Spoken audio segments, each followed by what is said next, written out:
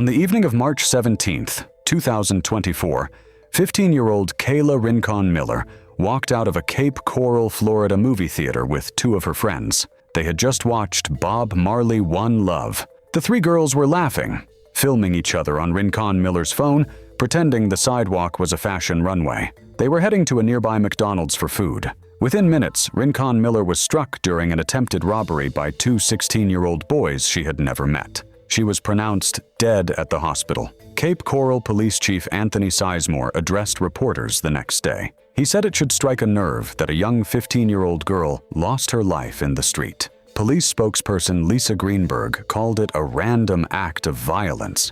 More than 2 years later, on July 10, 2026, the person responsible, Thomas Roy Stein, now 18, was sentenced to life in prison. But throughout his trial and sentencing, Stein maintained he never pulled the trigger. So how did investigators build their case? And what did the evidence actually show? If you are new here, this channel covers in-depth true crime cases just like this one. Subscribe and turn on notifications so you never miss a new documentary. Kayla Rincon-Miller was 15 years old and lived in Cape Coral, a city on Florida's Gulf Coast about 40 miles north of Naples. Her family remembered her as someone with a beautiful smile and a beautiful soul. On the evening of Sunday, March 17, 2024, during spring break, Rincon-Miller went to a local theater on Del Prado Boulevard with her two friends, Luan Dejay and Emma Wright. After the movie, they spent some time hanging out behind the theater before deciding to walk to the McDonald's nearby. It was a roughly 16-minute walk.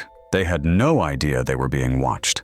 As the three girls made their way along the road near the intersection of Southeast 20th Street and Southeast 16th Lane, a silver Nissan Pathfinder slowed to about 5 miles per hour and rolled past them. The vehicle then made a U-turn and came back toward the group, flashing its high beams and blinding the girls. Two males got out of the SUV armed and demanded the girls hand over their bags. Wright later testified that she initially thought it was a prank, then she heard 3 gunshots. When she looked back, Rincon-Miller was on the ground. She had been struck in the chest. The attackers jumped back into the SUV and fled at high speed. Rincon-Miller's friends attempted life-saving measures while waiting for police to arrive. Emergency responders transported Rincon-Miller to the hospital, where she was pronounced dead. Before she passed, Rincon-Miller was able to tell authorities that she did not know her attacker. Her friends confirmed the same. These were complete strangers. Cape Coral police responded immediately.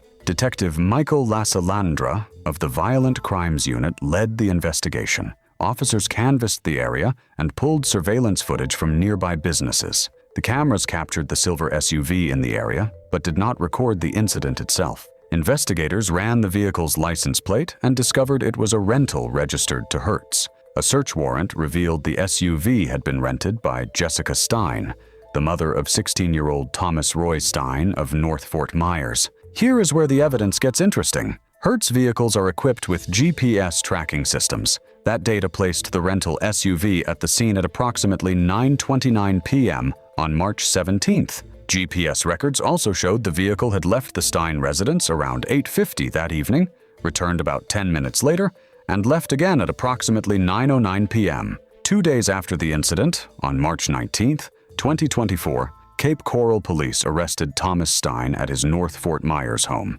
He was 16 years old. He was charged as a principal to a felony and initially transported to Lee County Jail before being moved to a juvenile detention center. On April 11, 2024, Lee Circuit Judge Robert Branning ruled that Stein be held without bond after hearing testimony from Detective Lasalandra.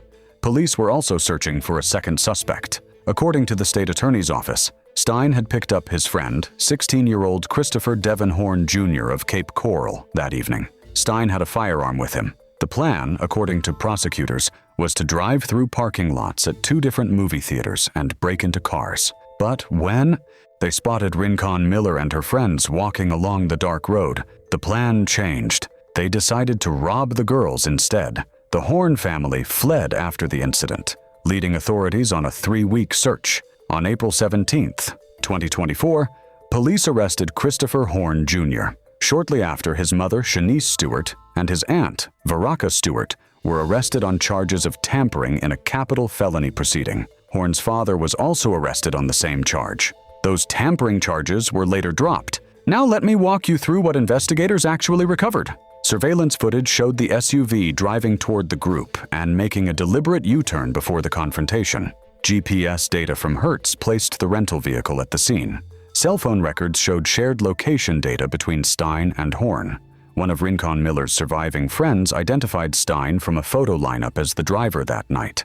Witnesses also linked Horne to the scene through clothing descriptions and a social media post that referenced criminal activity. Horne later admitted to disposing of his phone and the firearm in the Caloosahatchee River.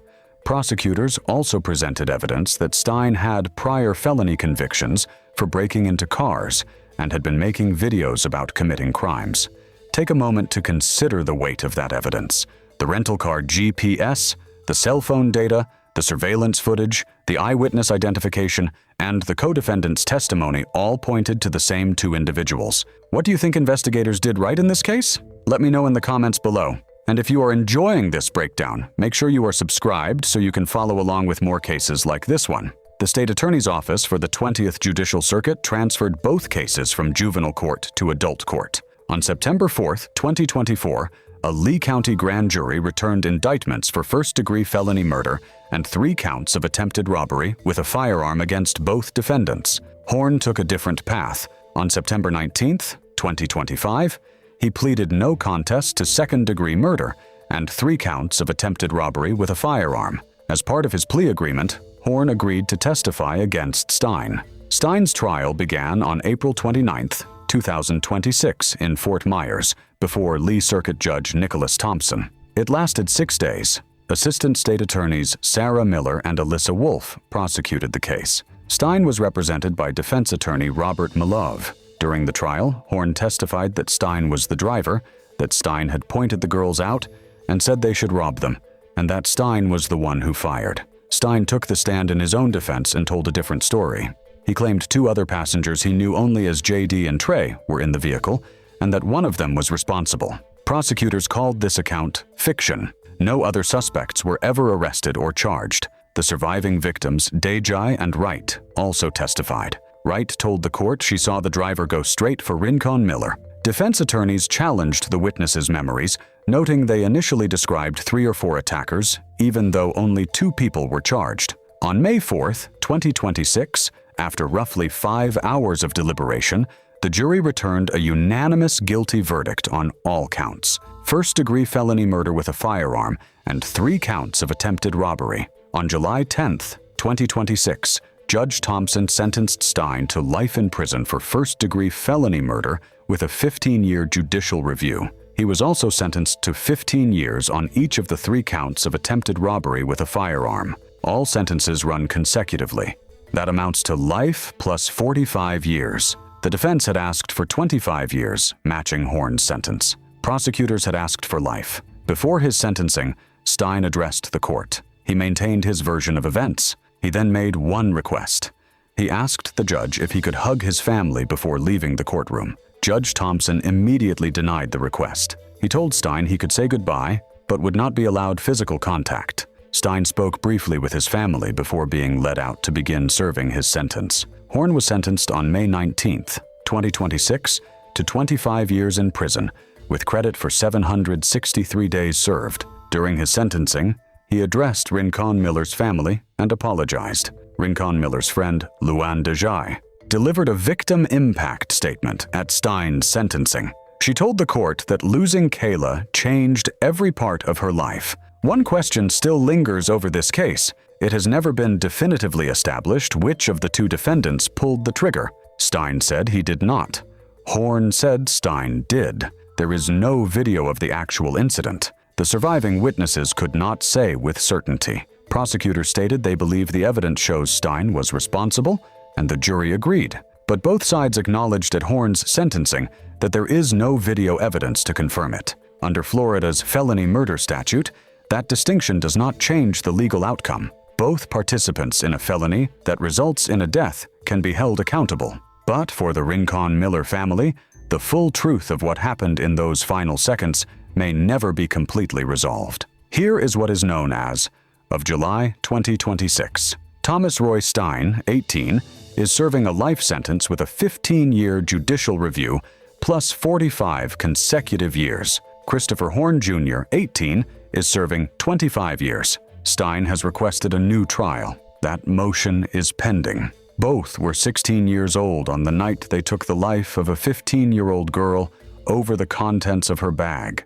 If this case stayed with you, subscribe to this channel for more in-depth true crime documentaries. Hit the notification bell so you are the first to know when a new case drops, and share this video with someone who needs to hear this story.